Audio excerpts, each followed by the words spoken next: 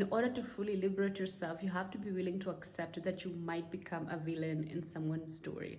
That's something that you have to make peace with.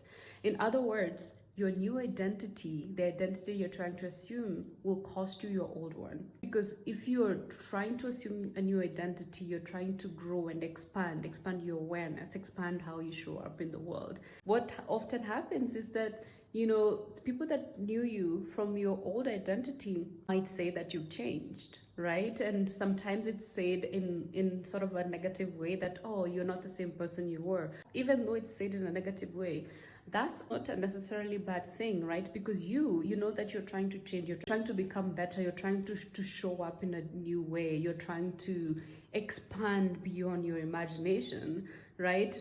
But that means that you're outgrowing the boxes that people in your old identity had put you in. You're no longer that person, and sometimes that means you're enforcing boundaries.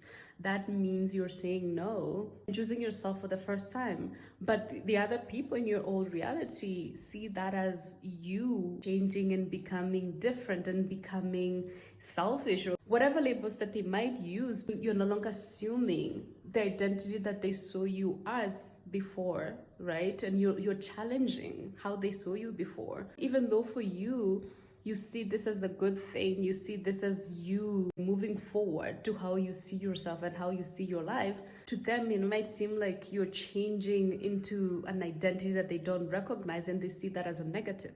Even though for you know that you're expanding. What then you might do for yourself is go within and accept and make peace with the fact that when you assume a new identity, when you choose to expand, when you choose to liberate yourself finally, that means that you might become a villain in someone's story.